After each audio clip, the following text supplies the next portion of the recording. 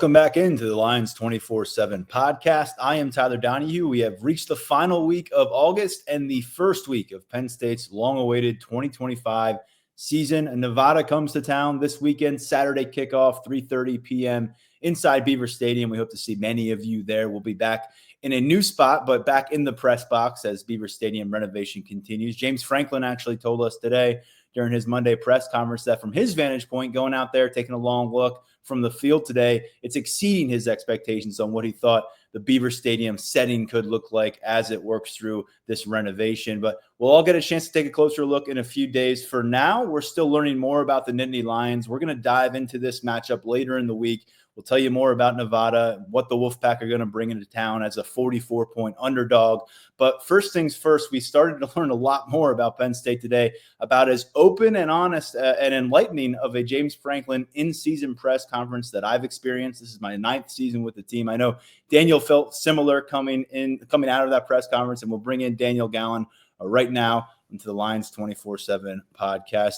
Daniel, obviously, as I said, we've got a game to look forward to, but we're still in the kind of exit mode from preseason camp and then entering the season. And it's a transition phase that we tend to learn a lot about the depth chart, who's rising up the conversation, who's going to be starting for this team. And we got a few interesting announcements from James Franklin on Monday during the press conference. We'll have a weekly press conference that we're inside the Beaver Stadium media room for every single Monday at noon. So put that on your schedule and go to Lions247.com when that comes up. Mark Brennan, by the way, has full video of James Franklin's presser. I thought probably the most head-turning commentary from James Franklin today when I reviewed social media and how everyone reacted to his comments was that Antoine Belgrave-Shorter, redshirt freshman, I should say, has been named the starting safety next to Zakee Wheatley. We knew for a long time, fifth-year senior Zakee Wheatley was in great shape in that backfield. Who would start alongside him? Well, for much of the offseason, Dejon Lane, a sophomore, and then King Mack, a junior who came back from Alabama after spending a season down in Tuscaloosa. Those were the two primary names. But as we've discussed on this podcast in recent weeks, a lot of good buzz about Antoine Belgrave-Shorter, who made his move from cornerback to safety during his freshman year. And lo and behold, not only is James Franklin saying, hey, we got 3 guys to consider here next to Zakee, we're going to get through these games. He straight up said, Antoine Belgrave-Shorter is our starting safety. You're going to see a lot of King Mack. You'll see a lot of Dejon Lane. But he put it out there, and that speaks volumes. I think this is one of those competitions where on paper it felt, I think, a little easier to forecast when you talk about Dejon Lane was the guy who played the most last year. King Mack is a third-year guy who played a lot. He's played 26 games over the past 2 seasons in the Big Ten and SEC. I think it's really easy to look at that and forecast those guys. But you look at what Antoine Belgrave-Shorter was saying in April. You look at what people were saying about him this summer and now into August, and just a lot of really positive feedback there. He's another one of these safeties at Penn State that began his career as a cornerback. You're talking about someone like Keaton Ellis, like Zakee Wheatley. It's something that they really like because you have those ball skills, the coverage skills that you get with the corner, and then they can come over to the safety, play downhill, those sorts of things. I think Anthony Poindexter had a joke where it was kind of like, like Belgrave-Shorter had been covering those wide receivers, and then he gets over to safety, he's covering the tight ends, and it's like, oh yeah, I can do this. Like this is a little bit easier. But I just think that what we've heard with Belgrave-Shorter, takeaway king in the spring. James Franklin said that he led the team in interceptions and turnovers in fall camp. Another guy with a knack for the football. I think that is worth a lot. And then personally, I thought in the blue-white game, he played with a lot of physicality, 6 foot, 200 pounds, not necessarily like the longest safety you'll see, a little bit more like squat and built, but I thought he did a great job playing downhill and playing physical. And he was the lesser rated of the 2 defensive backs who came up from the Jacksonville area down in Florida, Mandarin High School, last class. Him and John Mitchell. Mitchell's a guy that figured to have a role maybe in the nickel position this year. He ended up hitting this transfer portal after spring ball. He'll continue his career at Georgia Tech. And then here you've got Antoine Belgrave-Shorter, essentially with this preseason surge is what I would probably describe it as. Though, Daniel, the seeds were kind of laid for him to go out and go have this type of camp a while back because of what you mentioned in the spring. I know you've had a chance also to hear from Antoine Belgrave-Shorter over the course of this year. You have a story up at Lions247.com, and I think the point I want to hammer home with you and with your help and your insight here is I think there's a lot of people are saying, what did Dejan Lane do to lose his footing? What did King Mack do to lose his footing as this potential starter next to Zeke Wheatley? Those guys are going to play a bunch, and we'll see what they can do on the field. They both have plenty to prove in large defensive roles. King Mack's been predominantly a special teams piece during his college career. And with Dejan Lane, he couldn't quite sink his teeth into that situation last year and become a consistent contributor on defense. He was more of a background piece. And so let's make sure we put the spotlight on Antoine Belgrave-Shorter, who did a lot of damage on the field and put himself in a spot to get the nod from Anthony Poindexter. Yeah, this is definitely one of the situations that strikes me that this says more about Antoine Belgrave-Shorter than it does about those other two guys. I think that those are two players where, Anthony Poindexter is going to be, as familiar with what King Mack can and can't do as anyone. Dejan Lane, we saw those growing pains firsthand last year in terms of, being out on the field as a true freshman, and trying to learn through that, go through that. And I just think it's another one of those things where everybody's learning curves are different. Everyone is on a different timeline in terms of their development. It's not always the arrow going up forever. There can be some dips in there and whatnot. But I think one thing to factor in too, last week when I talked to Anthony Poindexter, he said that he feels confident, more confident in the depth that they have this year than they did last year. I know that you had the talent at the top of the room last year, but as we saw after KJ Winston got hurt, the depth wasn't really there when you saw Dejan Lane getting forced into action. I think this year, James Franklin talked about Mack and Lane playing a lot despite Belgrave-Shorter starting. So that's four guys right there, including Wheatley, that it seems like this team can trust. Poindexter thinks that he can go 5 deep. I believe he was probably referring to Vabu Torre there, another redshirt freshman who got his feet wet a little bit last year. So I do think that this is a little bit of a stronger position, for Penn State, even if it's guys that haven't necessarily played a whole bunch of football in the blue and white. Yeah, I think it's just as worthy looking at the top 4 as it is the top 2 at safety, because you didn't have a top 4 last year, at least in terms of who was going to be out there for game work. We figured you'd have an elite trio, and that went by the wayside when KJ Winston gets hurt, through 70 minutes of football or whatever it was last season. And then James Franklin, how many times did he leave the door open for us that Dejan Lane could become kind of a factor, a rotational piece last year? But you got into the late season, big-time Big Ten matchups, postseason, and it was Zeke Wheatley and Jalen Reed playing like 65, 70 snaps apiece. And don't think that'll be the case this year, no matter how much they feel like they really like maybe this starting tandem of Zeke Wheatley and Antoine Belgrave-Shorter. And these guys have a lot of turnover ability, as you said, takeaway ability. But we're going to see a lot of King Mack and Dejan Lane, especially through these first 3 games. We'll see if that changes anything, or if perhaps Belgrave-Shorter takes this opportunity and runs with it, because he's a guy that could stick around this starting lineup for a few seasons now for Penn State. So hats off to him. And we get a declaration, a surprise one at that, for one open starting job. A key spot, not in the starting lineup, has been QB2 that we've talked about quite a bit throughout the offseason. Who's going to be the next man up right now behind Drew Aller? Who's going to have a head start, maybe taking the torch from Aller when he moves on to the NFL for this QB1 job? We still don't know coming out of Monday's press conference. Thought it might be something that James Franklin will be ready to declare, but he said it again. He has not spoken with those quarterbacks yet. Sounded like that conversation was coming today. That would set the stage for them to hit the practice field on Tuesday and know exactly what that pecking order looks like, whether it's Ethan Grunkemeyer, the redshirt freshman, or Jackson Small, the redshirt sophomore, backing up Drew Aller. James Franklin, though, did kind of circle back to something he suggested early in August, Daniel. He said they don't see a huge gap, a huge divide between these two guys. So it comes across to me that this is going to be a game 1 QB2 decision versus a 2025 season-long QB2 kind of conversation. And I said before, this staff has a lot to gain if they can get Smolik and Grunkemeyer game reps in this non-conference schedule. And I think James Franklin, if I'm interpreting it correctly, definitely allowed that a possibility to still happen. Yeah, I think when you look at this position battle, it could be, game by game, week by week. I know that James Franklin, when he talks about the most competitive environment in college football, would probably like to say that all these guys are competing for their jobs every week and things like that. We know that sometimes that's not necessarily how things go. But yeah, I mean, I think that we'll get out there Wednesday evening. And this is the time of year when there's going to be the scout team out there. And when guys are going through different drills in order, that order means a little bit more, now than it did August 2nd. So I think we'll see, where's Ethan Grunkemeyer, where's Jackson Smolik. That'll give us a good window into things. You just can't feed your third and fourth stringers a bunch of reps. You don't have the practice time for it, and you need a scout team. And I mean, we talked about it last week. Next time we hit the practice field, which is scheduled for Wednesday, and we'll have full notebooks and photo galleries and video highlights of Lions 24/7.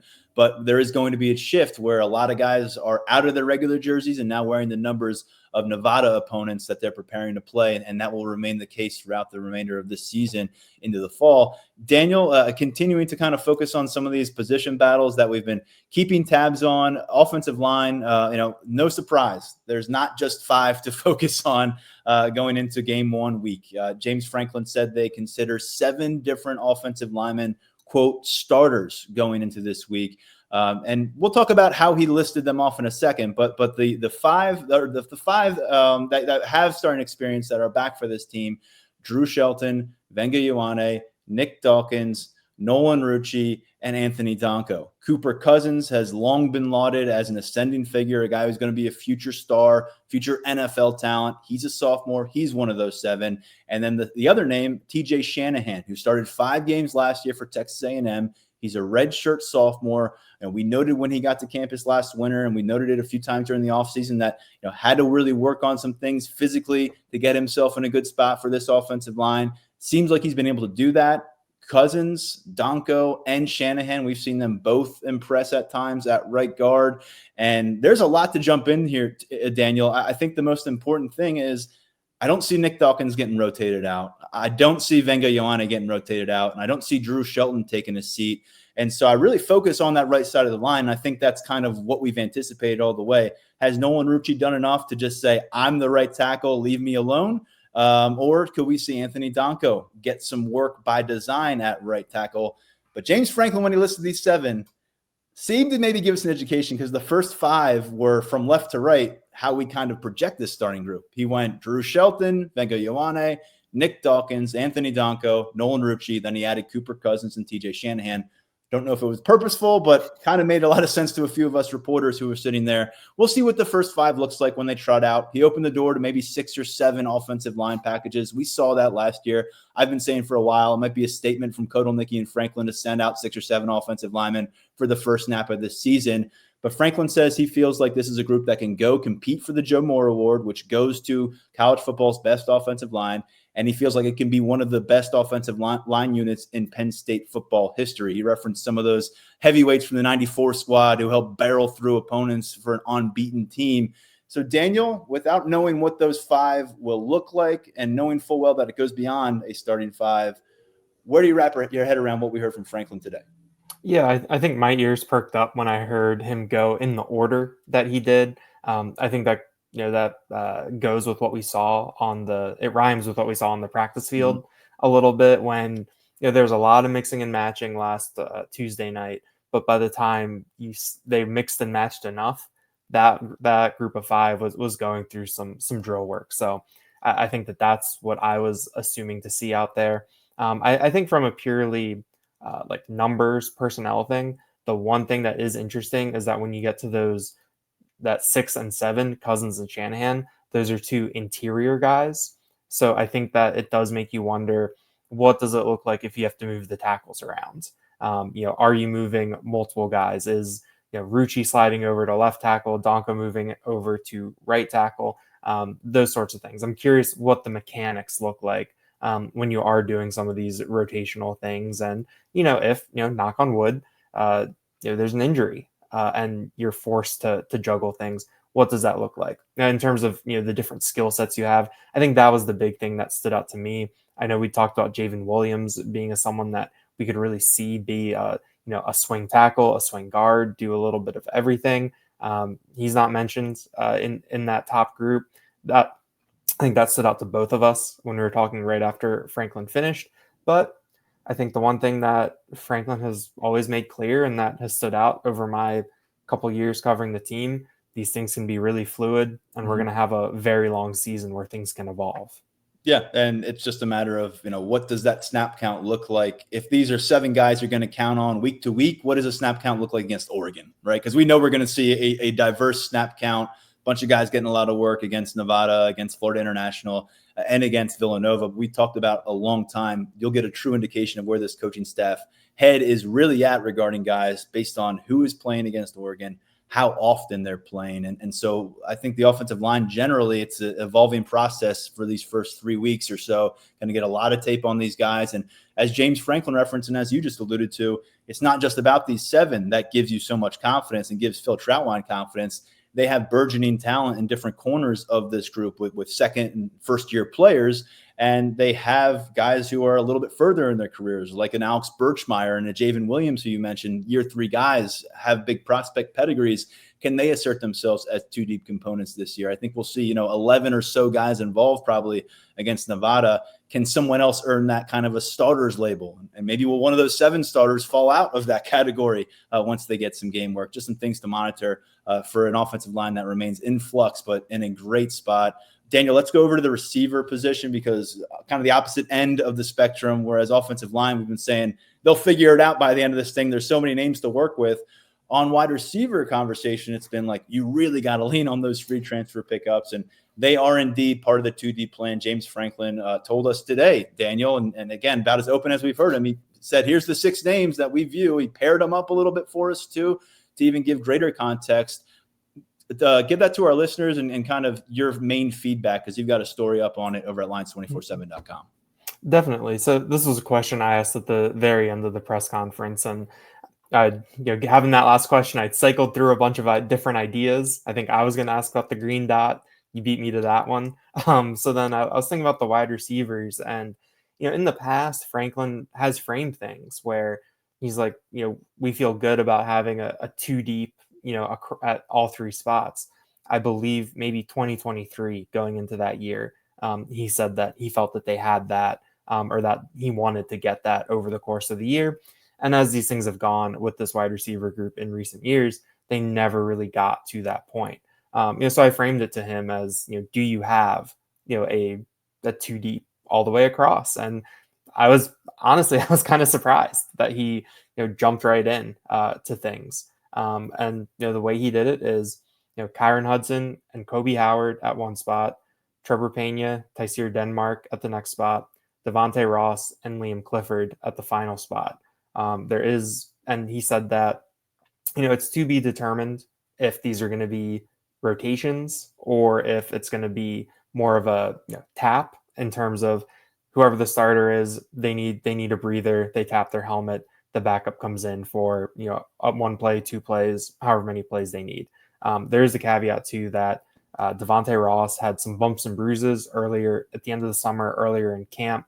And so Franklin says that he expects it to be more of a rotation with Ross and Liam Clifford at that wide receiver spot.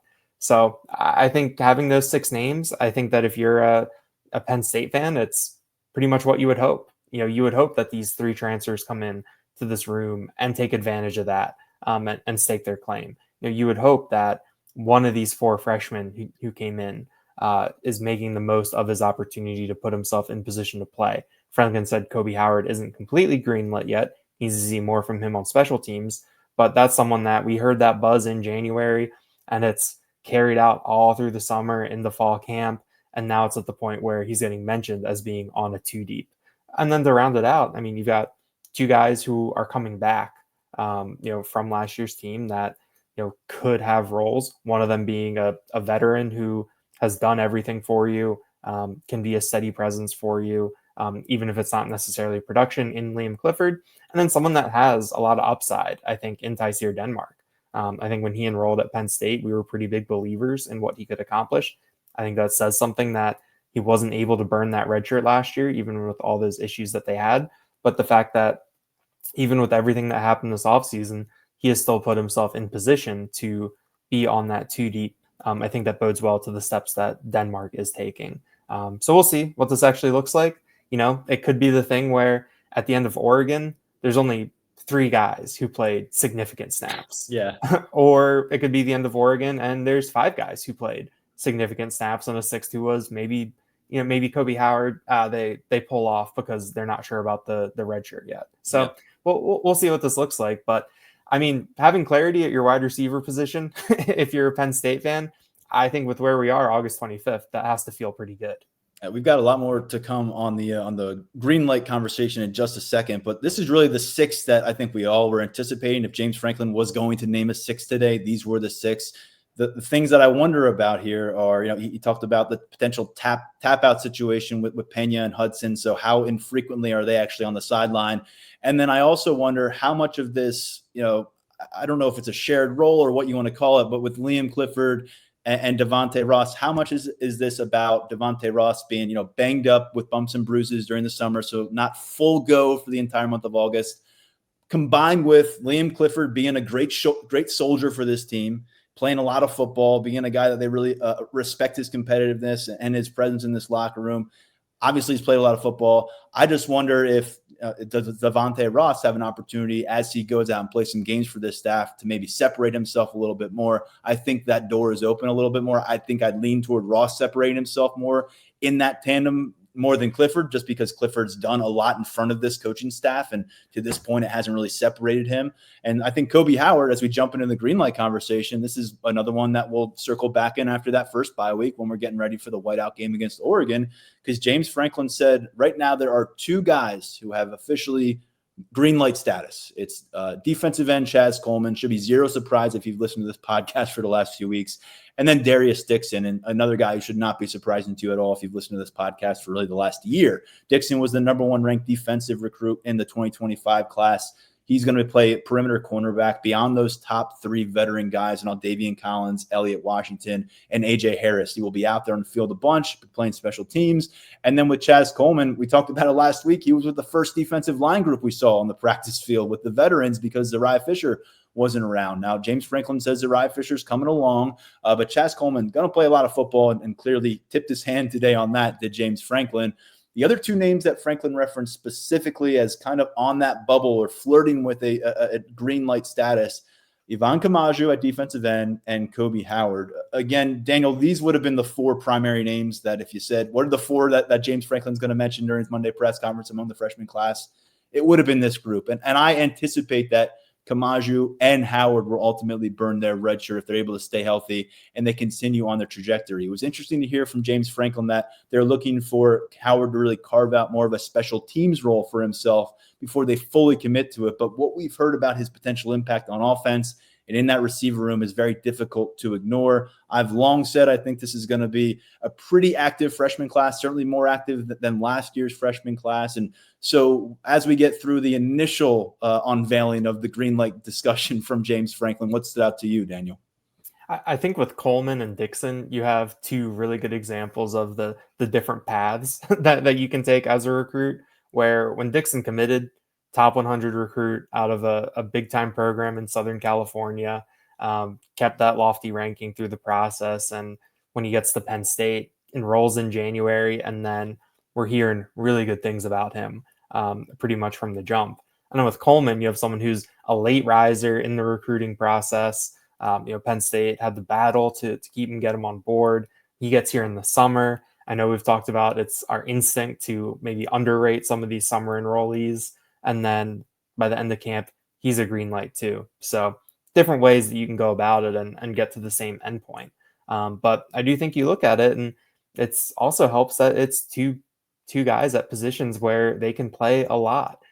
We've talked about the defensive end depth. You lose Max Granville. Franklin mentioned that Zariah Fisher still working his way back from some things a little bit. I do think there's going to be opportunity for Chaz Coleman to play a lot there. We'll see what Jalen Harvey, Malachi Williams, all those guys have to say about that. And then with Dixon, I know that we can get really caught up in terms of, A.J. Harris, Elliott Washington, Davian Collins, 3 guys that are basically co-starters, going to play a lot of football. But you got to rotate guys out. When those guys go to the sideline in the third quarter of a game that's out of hand, like who's going to be up next? Like, I think that on paper or, I don't know, mentally, whatever, like it might seem like there aren't a lot of reps for Darius Dixon, but I think that once we get in, he's greenlit. We see how the depth chart functions a little bit. We see how Terry Smith is rotating players on that back end. I think that he's someone who could end up playing a lot of football for Penn State over the course of the season. So I think with those two guys, I think that, yeah, like I think we're going to see a lot of them. I think they're going to have roles. And then I agree with you that I think it's more likely than not that both Howard and Kamaju will burn their red shirts by the time you really get into the teeth of Big Ten play.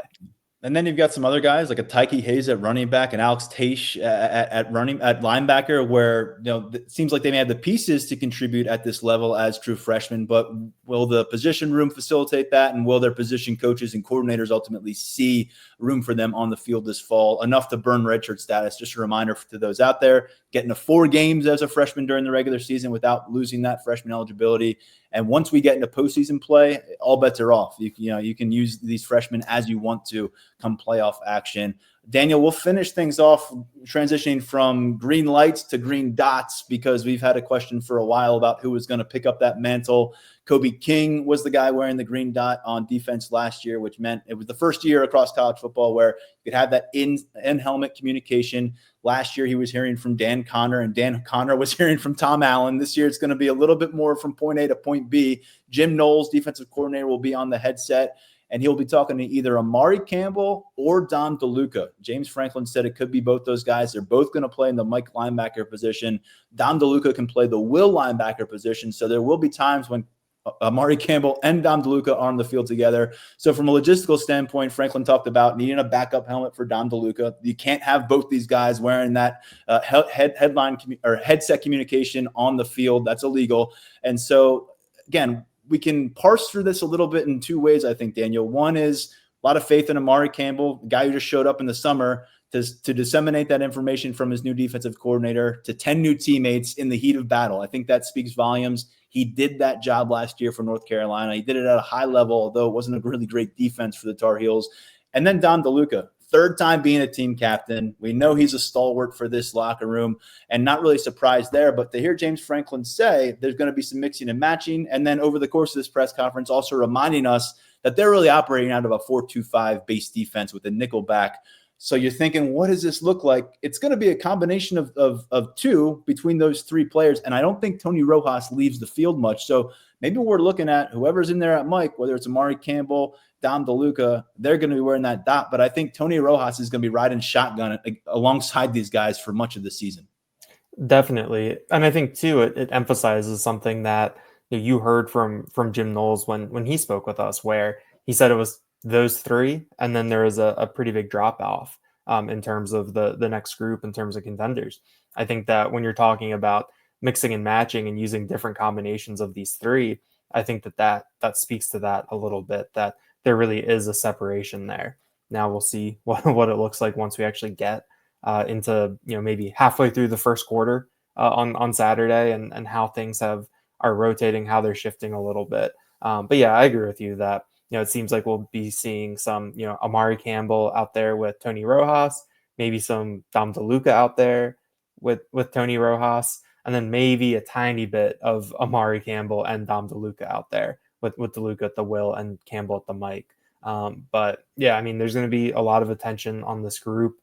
I think that when you talk about depth, last year they did a really nice job of navigating throughout the season, where the depth never really came into question, even though DeLuca got hurt. You didn't have to break glass in case of emergency with Anthony Specca, burn his red shirt. And coming into this year, it seems like that after those 3, someone is really going to need to step up and be a trustworthy player, a trustworthy prospect to put in there. But yeah, I mean, I think that we'll see with Amari Campbell calling the defense. I think that it feels a little unique to have a transfer coming in, especially one that got here when he did after spring ball, being put in that spot. But I think I would trust Jim Knowles with any decision on this defense right now. Yeah, guy just won a national championship in that role. And let's also acknowledge that you get to the finish line of this offseason, because that's where we're at now, and look where the transfers are. Got 3 transfers essentially in starting jobs. They're going to have starting reps, it sounds like. And then you've got a linebacker who might be the Mike of your defense calling plays. We've talked about how Owen Wafel is going to be important to the defensive tackle depth. Maybe Anai White gets to that point. We just spotlighted TJ Shanahan as one of those 7 starters on the offensive line.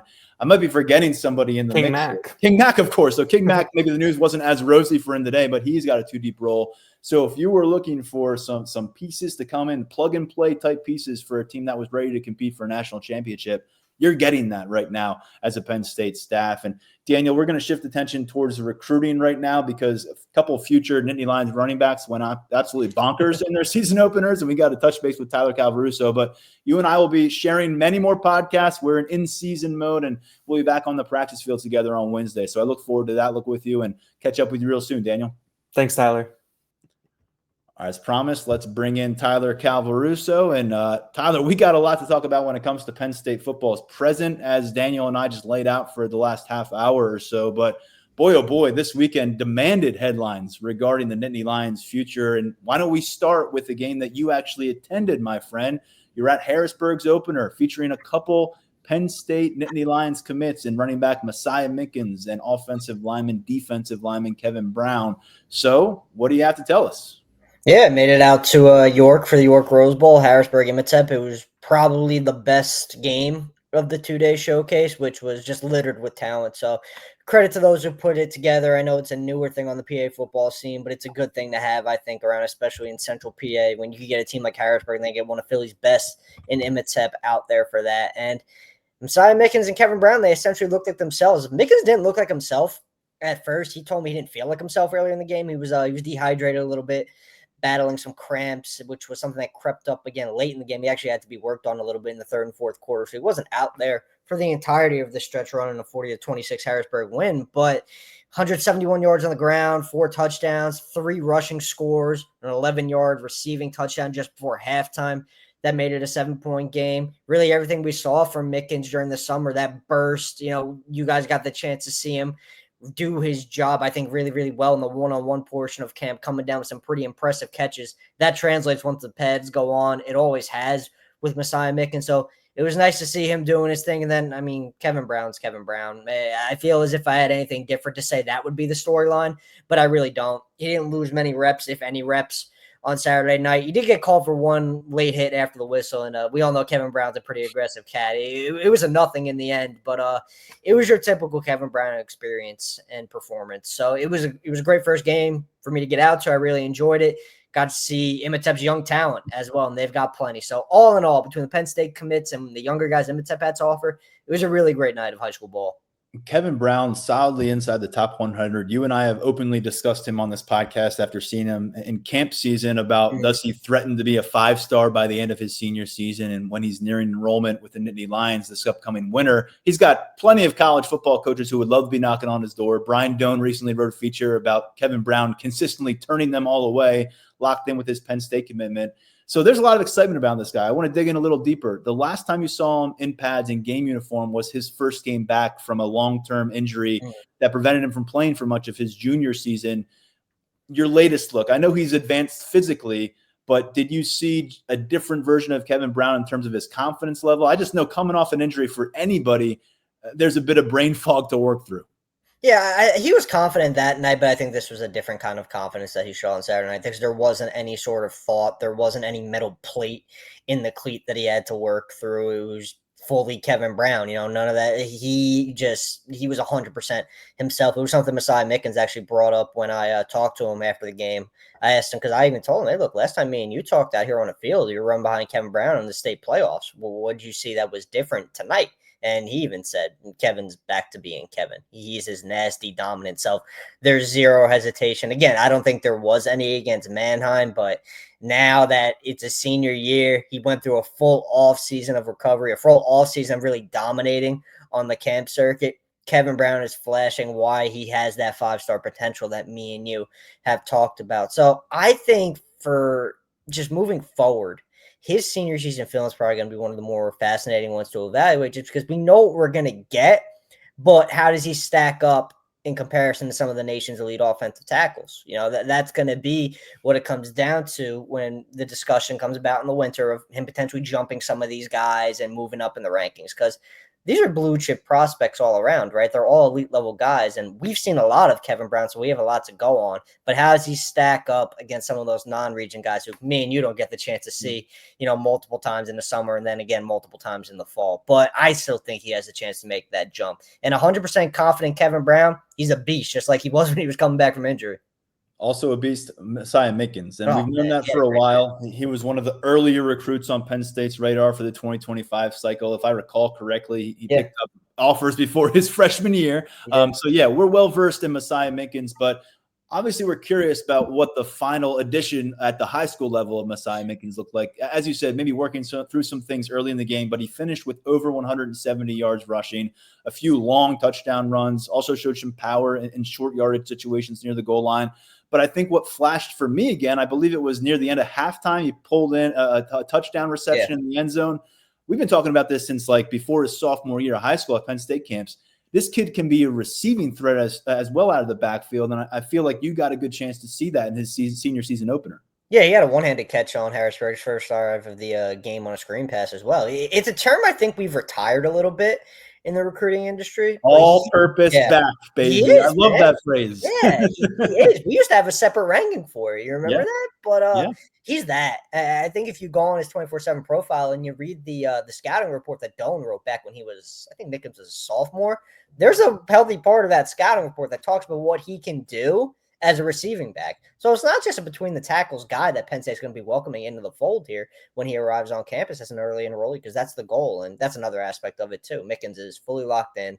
He's not considering any other visits. He's 100% with Penn State at this point. He's looking forward to playing for Stan Drayton, and he knows playing for Stan Drayton means you got to do a lot of different things well.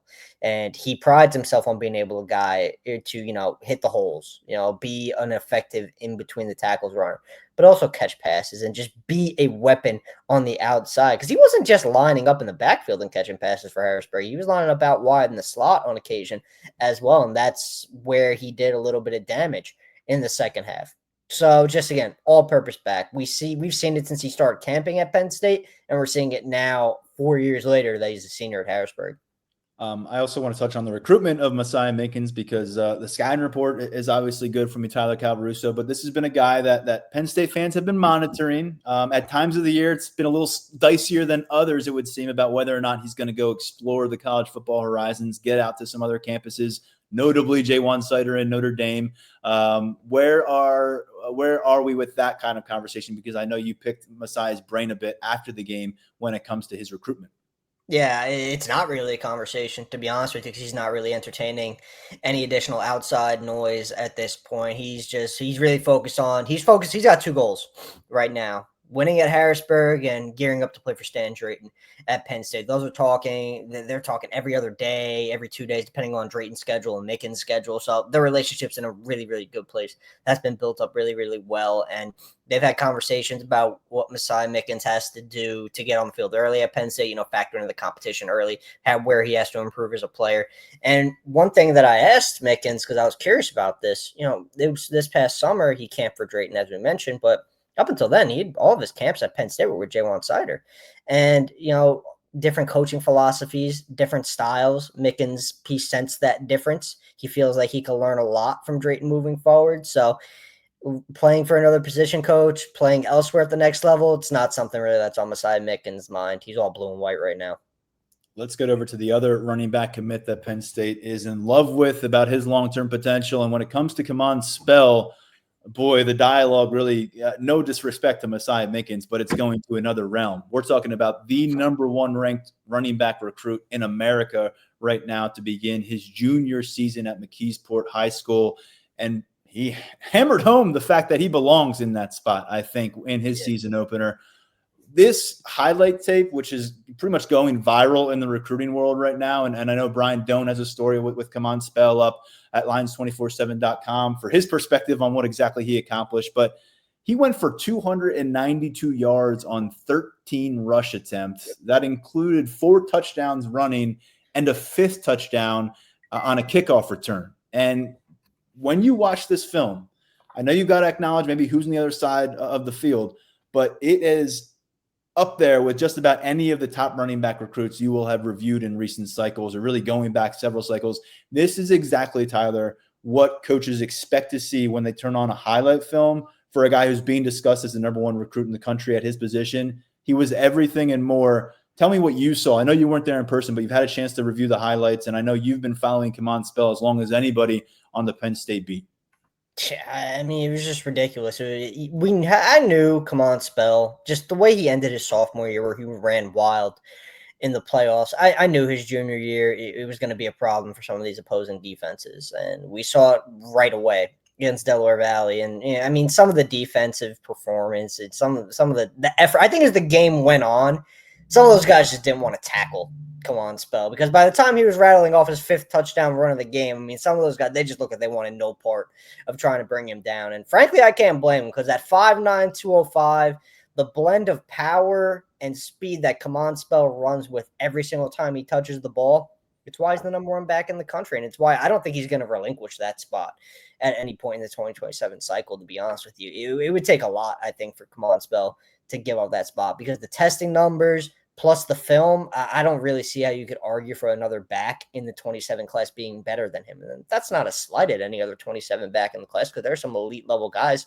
scattered all across the country. But Kamon Spell, I think he just operates on a different level. And it's going to be a fight, to get him, you keep him on board, because, you've got these other visits scheduled and these other programs calling. But if there's such thing as a must get or must keep recruit in this 27 cycle, I know me and you have talked about this. It's kind of overblown when we say, oh, you got to get this guy, because sometimes it just sounds like, oh, you got to get this guy or else. And we're talking about like a safety who could be replaced in a year or two. Like, it's fine. But Kamon Spell, he's one of those guys. It would probably behoove you to keep him. And Penn State is going to do every single thing it has to do to achieve that.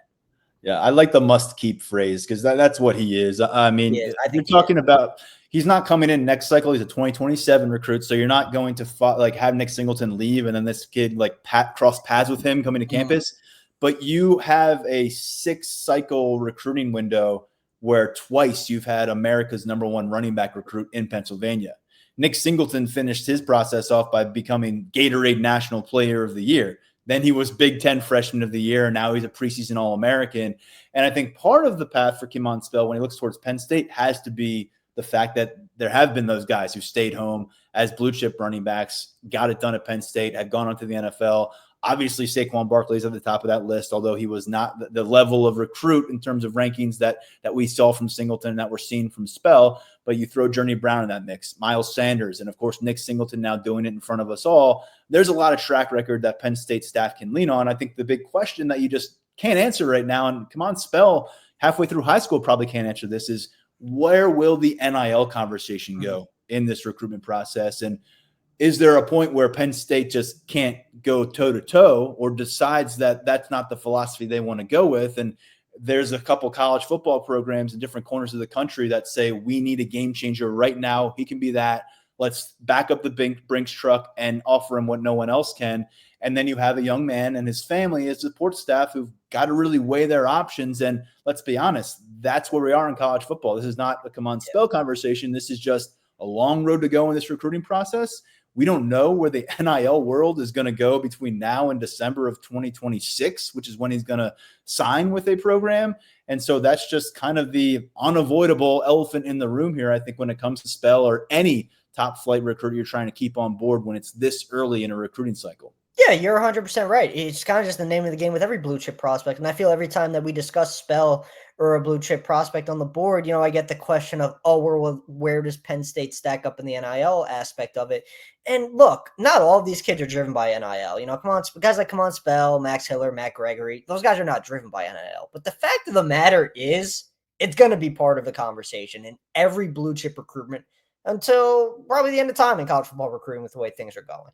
When it comes to Kamon Spell specifically, I'm not sure there's a soul on this planet, Kamon Spell included, who could really answer the NIL question right now, just because he hasn't made these visits yet and he hasn't had those conversations yet, as far as I know. It's not a matter of schools hopping on the phone and saying, hey, look, come on, we're going to, let's make it happen on the NIL front. No, he's got to get to these college campuses, meet these coaching staffs more, get to know them a little bit better. Because, again, it's like Messiah Mickens, committing early. There are some things in your recruitment that you just wind up not doing when you commit to a program early. Come on, Spell committed early, but he's going to follow through and go through that recruiting process and have the conversations that need to be had on every front. NIL, scheme fit, relationships, overall program fit, school fit, off the field aspects of it. So there's going to be a lot that goes into this. But when it comes to Spell right now, and you're right, it's just too early to say where things might go on the NIL front with him and how high that price tag might get. But I'd anticipate it's going to be a lofty one because, again, the talent is, you can't miss it. I don't care how long you've been doing this or if you're new to it, you cannot miss what Come On Spell has. The funniest thing in his highlight reel is the fact that he was kicked off too. The fact that they knew who Come On Spell was going into this game. It was the opening kickoff. Maybe they said, let's just double check who Come On Spell is. Well, 98 yards later to the house. And then I can't believe they did that. That might be the only kickoff he actually sees all season long. If the opposing coaching staffs are smart, get it away from this kid, kick it to the linebacker, and let him get the ball. 30-yard line. I don't even care. Yeah, I'd give them the ball at the 30-yard line rather than having to deal with Come On Spell. But his next two touches in that game, so he started out with a 98-yard touchdown return, 56-yard touchdown run, 80-yard touchdown run, and then really the prettiest highlight from the whole day might be his final score of the day, 54-yard run where he broke a bunch of tackles. Yeah. He basically turned his body like fully around, like did like a 180 to recenter his gravity and then took off sprinting. So a lot worth exploring with Come On Spell from that opener and probably all season long. And we'll keep tabs on him over at Lions247.com. Again, Brian Doan, our national analyst, caught up with Come On Spell and talked a little bit about that game and his recruitment process. And schools like Tennessee and Notre Dame and Jaywan Sider lurking there in the background, and he's going to get out and explore some things. And we'll see if Penn State can remain in the driver's seat for the next several months and ultimately more than a year.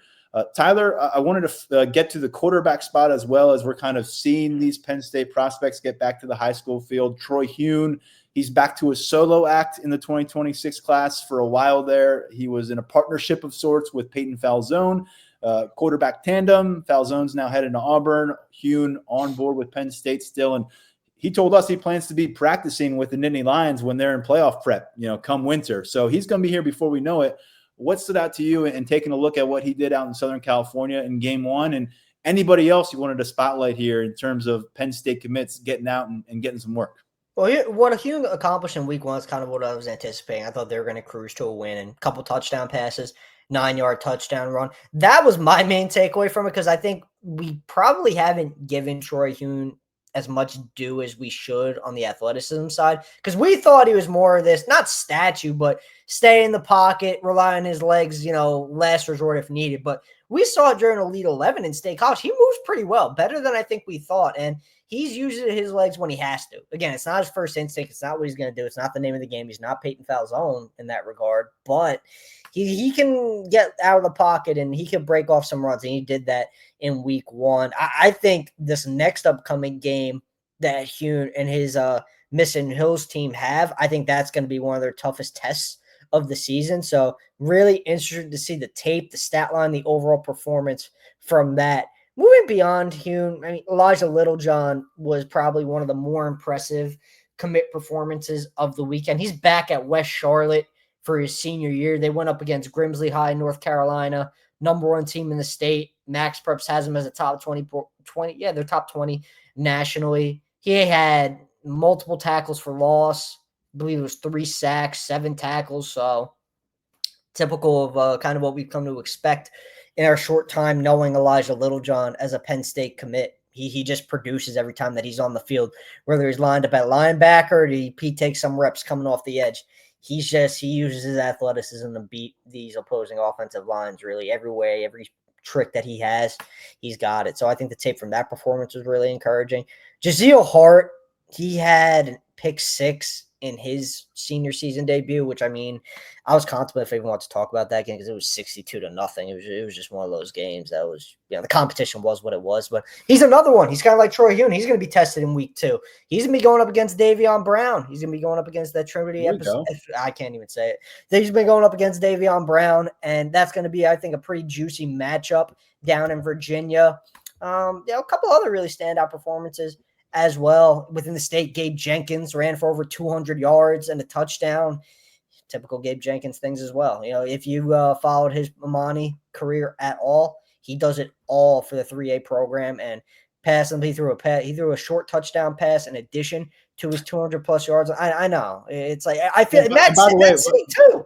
We're talking about a Power 4 conference defensive back. Yep. We're talking about a Penn State defensive back commit running for 200 yards. And it reminds me, every signing day we sit in that media room at Beaver Stadium and James Franklin says, I don't care where our signees are playing on the field, offense, defense might not be where we see them playing, but we expect to see them dominate. And that's often what these guys do at a variety of spots. Yeah, so Jenkins did that. Matt C had like 3 touchdowns in about like 5 minutes of game action because they won like 49-7 or something like that. I think it was 2 passing touchdowns and 1 rushing touchdown. So, he's doing his thing in 1A already. But I think it was a solid start to the season for the Penn State commits who did play. There are going to be a lot more playing this weekend. It's going to be almost the entirety of the 26 and 27 classes. I think Jasir Rogers and Leighton Von Brandt, I've got to go back and double check this. I think they're going to be the only ones not playing just because Delaware State starts a little bit later. So they're going to be on the outside looking in as all these commits return to the field. But we're going to have a full slate of Penn State commits back in action beginning Thursday when Pierce Peterson plays out in Minnesota. So it's going to be a lot of fun, man. Yeah, fresh film, fresh evaluation opportunities for this class. And we're always looking for maybe some risers that Penn State could be interested in maybe on getting on a little bit later in the process here in the 2026 cycle. So a lot to keep track of. And Tyler Calvaruso does a great job of that over at Lions247.com. Another great thing that you do that we're in season mode, and we'll check in with you on a weekly basis, especially during home matchups, is there's 60 minutes of football being played on the field, but there are several hours of recruiting opportunities occurring inside and outside of Beaver Stadium, each of these home matchups. And look, Nevada, Penn State is not the most spotlight kind of showdown that the Nittany Lions will host in their home stadium this year. You're going to have a lot of blue chip butts in the seat for that whiteout game later in September against Oregon. It could be one of the more epic recruiting situations we've seen for Penn State in recent memory, but maybe a little bit more low key this Saturday. Still going to be some serious talent available for Penn State to get face-to-face with and impress with their on-field performance. So tell us a few names that you need to know, and I'll encourage everybody, 50% off VIP subscription at Lions247.com. Whether you're in or whether you've been in or you're going to jump in now, you will get that weekly list of our confirmed visitors for all of these home games. So Tyler, Brian Doan, and our recruiting crew have already been in touch with recruits across the country for this game week and many ahead. As we get those confirmations in, you will find out first over at Lions247.com. So what do we got brewing this weekend? Yeah, it felt good firing up that visitors list thread. First one of many this year. I think the headliner right now, I'd say, is Raylon Henry, top cornerback talent out of St. Francis Academy in Baltimore. 27th cycle ended today. Raylon Henry would be a 5-star recruit. Now, I think he's got the chance to stick in that range when it's all said and done. Length, ball skills, fluidity, and coverage. I mean, you ask for it out of a corner. This kid has it. And, I know St. Francis is a place where Penn State has not achieved a whole lot of recruiting success in recent cycles, but you don't have to roll your eyes quite as hard now if you're a Penn State fan because of Maury Polydor. So you kind of broke through a little bit at St. Francis. I know Polydor is not a true SFA kid. He transferred in there for his senior year, but you've got an inroad now, right? And Raylon Henry is one of those guys in the 27 class Penn State really, really wants. He's going to be on campus for the opener. Also going to be on campus in the for the opener out of the region is Mekhi Brown, top 24/7 edge rusher out of Connecticut. Really intriguing recruit on a couple different levels. So he popped onto Penn State's radar in the spring. They got him up to camp in June. Offer went out after that. This is a kid who's around 6'6", 6'7", 210, 220. Started his prep career as a wide receiver. That was his focus. Then one day he put his hand in the dirt, started rushing opposing quarterbacks, and the rest is history. He's one of the top edge rushers in the nation. climbing up that Penn State board now that he has an offer from the Nittany Lions. He's going to be back in town for more time around James Franklin, more time around Deion Barnes, and just the rest of the recruiting staff. So those two, I would say, are the biggest names right now that we've got confirmed. I always preface the visitors list earlier in the week with, hey, look, it's early in the week. We're talking about, we've got about maybe 15 guys confirmed so far. It's not a number I expect that will grow exponentially because we're not talking about the whiteout game against Oregon here. We're talking about, season over against Nevada. These first 3 weeks, you're going to see some talent pop up in Happy Valley, no doubt, but everyone's geared up to visit for the whiteout. So we'll see which elite guys pop out for these first 3 games. When it comes to the opener, though, those are the 2 I have circled. Mekhi Brown, Raylon Henry. Those are the headliners right now. We appreciate your perspective on Penn State recruiting. As always, Tyler Calvaruso. We'll check in with you real soon. In the meantime, check out his work at lions247.com. See you, man. Thanks, man.